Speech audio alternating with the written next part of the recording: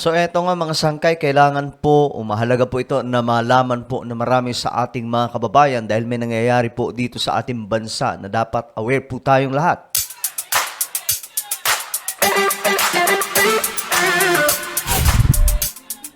What's up mga sangkay, this is me. I'm back for another vlog, another video mga sangkay, informative vlog. At nako, mga sangkay, sana po mag-ingat po ang lahat at mapanood po itong video na to dahil mahalaga po na malaman po ito ng marami, lalong-lalo na po sa mga biyahero dyan. Okay, yung mga sumasakay po sa mga pampublikong sasakyan. Anyway, bago tayo mag-umpisa, paki-subscribe po muna yung ating YouTube channel. Ayan po, 1.22 million subscribers na pala tayo dito sa YouTube. Talagang parami po tayo ng parami. No? So, kung hindi ka pa po nakakapag-subscribe, ano pang hinihintay mo? May makikita ka pong subscribe button sa ibaba ng video na to. Ito mismo pinapanood nyo. Pindutin nyo po yung subscribe, tapos pindutin nyo po yung bell, at pindutin nyo po yung all. Sa mga nanonood po sa Facebook, syempre, i-follow nyo po ang ating Facebook page. Ngayon, mga sangka, ito pag-usapan po natin. Kasi ayon po dito, may mga kapapalaghan na namang nagaganap po dito sa ating bansa.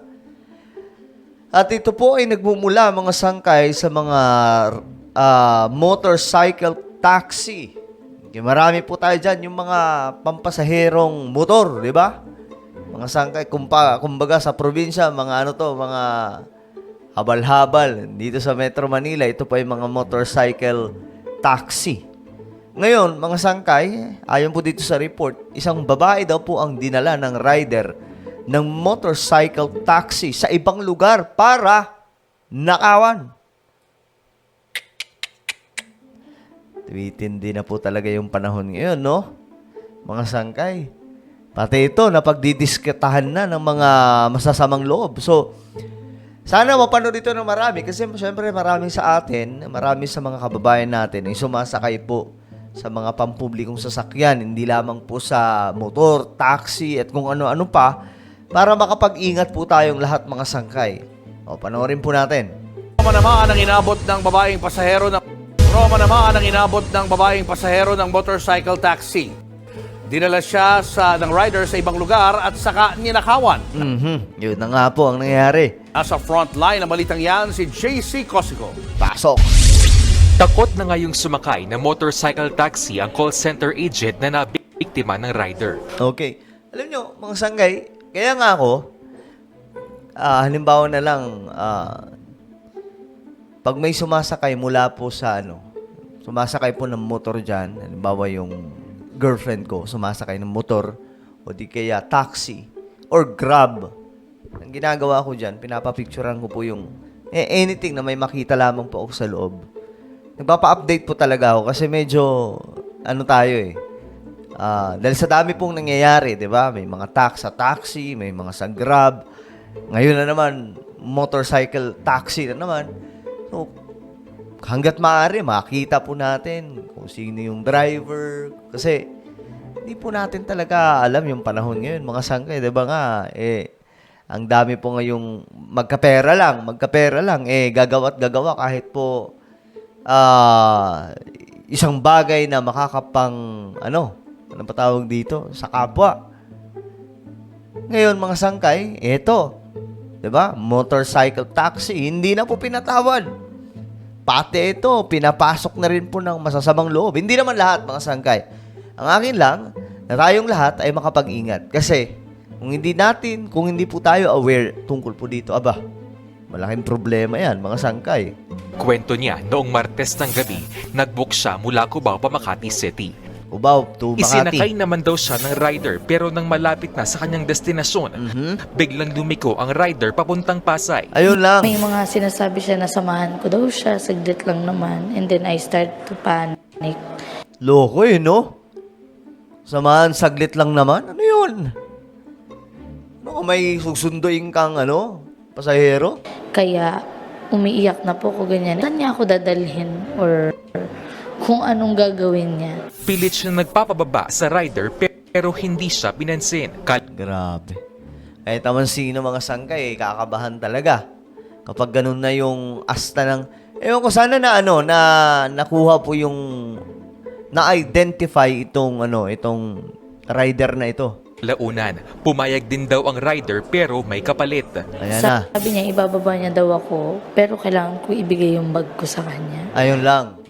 So, nung time na yun, sabi ko, okay, sige po, basta ibaba niyo na ako. Nakuha sa biktima ang bag na may lamang ID, cards at nasa 4,000 pisong cash. Ibinaba naman siya ng rider sa madilim na lugar sa Pasay. Okay na to mga sangkay, no? Ang importante kasi, kapag ganito lang naman, huwag na tayong, ano ba tawag dito? Mas mahalaga po yung makaligtas kayo. Bigay na lang yan, kaysa naman bakbakan ka ng mga yan. 'Di ba? Pera lang yan eh. Kayang-kayang kitain ng pera na yan, mga sangkay, ilang araw lamang. Pero yung buhay, hindi na po mababalik yan. O, pagkatapos yan, sumbong mo sa pulis. O, gaya ng ginawa ni ate, di ba? Pagkatapos niya ibigay, syempre pumayag siya. Pero, sinumbong niya sa pulis. Ngayon, ang tanong dito, nahanap na ba? Dito na siya nagsumbong sa pulisya. O, di ba? Kanina, nagtungo ang pulisya at ang biktima sa opisina ng MoveIt sa Marikina City. Ayon sa PNP, nagbigay na sa kanila na impormasyon ang ride-hailing app ukol sa record ng biyahe ng naturang rider. Ayan na. Pero nasa biktima pa rin daw kung magsasampa ng kaso laban sa rider. Ba? Ayon sa MoveIt, naka-preventive suspension na ay Uy, sa MoveIt pala ito, pambihira. Ang pagkakaalam ko, stricto po yung MoveIt eh. Marami nga pong mas dito mga sangkay, mas okay para sa kanila, mas okay daw po yung MoveIt kaysa po sa ibang, halimbawa sa ano ba tawag to? Angkas at saka may isa pa, Joyride. Mas okay daw ang MoveIt. Bukod sa medyo mababa yung presyo nila, yung rate nila mga sangkay, mas daw yung mga mas disiplinado daw itong mga rider nila. Pero ewan ko, ano to? Tingin ko naman, kahit naman saan, pwedeng pasukin itong mga masasamang loob.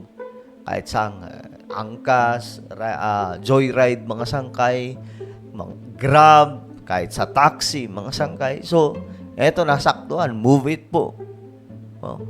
Ang rider na idinawit sa insidente ay kasalukuyang naka-preventive suspension habang patuloy ang investigasyon namin at ng kapulisan. dawit na rider habang gumugulong ang investigasyon. Pagtitiyak nila, hindi nila kukonsintihin ang mga ganitong uri ng insidente. Payo naman ng mga otoridad sa Parang wait lang, parang nabababawan lang ako sa statement ng MoveIt. Hindi ko konsintihin. Dapat, may ginawa na sa kanya. Dapat, na to eh. Ewan ko lang. publiko, maging maingat tuwing sasakay o magbubuk sa mga ride-hailing app. Ayan. Yun na nga po ang sinasabi natin. Kailangan maging maingat po talaga. Hindi po yung... Pero ang tanong dito, paano magiging maingat? Di nagbubook sa app. Di naman malalaman dun kung itong taong to loko-loko o mabuting tao. Diba? Impossible mag-picture ka sa kanya. Ayun ang sinasabi natin. Tapos picturean mo rin yung plaka ng sasakyan. No, number. Then send mo sa mga kamag-anak mo. Ayun ang sinasabi ko. Yan ang sinasabi ko mga sangkay. Kaya ako, lagi ko yung pinapagawa kapag kaalis at hindi ko naman mahatid, hindi ko madadrive. So, kailangan mag-angkas o kaya mag-MoveIt or Grab or taxi. Napapicturan ko pati yung nagda-drive. Kasi for for safety purpose, 'di ba? For security. Kasi hindi natin alam mga sangkay mamaya biglang itakbo yan tapos ikaw wala kang maturo kung sino 'yun. Mas mabuti yung sigurado. Kaya kayo mga sumasakay, no? Yung lahat ng mga kababayan natin na sumasakay sa ganyan. Taxi man yan, Grab man yan. Kasi solo-solo yan di ba? Kayo lang, tsaka yung driver. Tapos motor. Guys, picturean nyo yung plaka. Tapos yung yung sino man ang nagda-drive. Sa app, makikita po yan di ba? Picturean nyo, tapos isend nyo. Sa kamag-anak nyo, best friend nyo. Pag nagtanong, ba't mo sinend? Sinend ko lang, baka sakali. Kapag may ginawang ganito. O kaya I'm sure ngayon uso na po yung mga GC ng mga magkakamag-anak, di ba? O kaya pamilya, send mo doon para at least alam nila kung sino yung sinakyan mo.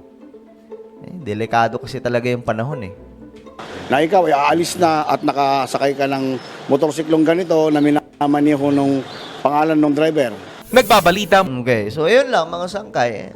Mag-iingat po tayong lahat. Okay, ulitin ko, yun lang naman ang pamamaraan para maano tayo, maisalba nyo ang inyong mga sarili. Picturean nyo. Kaya matakot, for safety lang yan, for security purpose lang yan eh. Picturean nyo yung rider o yung driver. Kasi isama nyo na rin yung plaka. Ganun lang naman yun, okay? So ano po ang inyong komento? I-comment nyo po sa baba ang inyong mga opinion. And now, I invite you please subscribe my YouTube channel. Isa po ito sa mga YouTube channel ko, mga sangkay. Dito nag-upload po ako ng mga vlog, yung mga lakad natin sa buhay, mga sangkay, mga good vibes na vlog. So hanapin nyo po ito sa YouTube. Then click the subscribe, click the bell, and click all. Ako na po yung magpapaalam. Mag-iingat po ang lahat.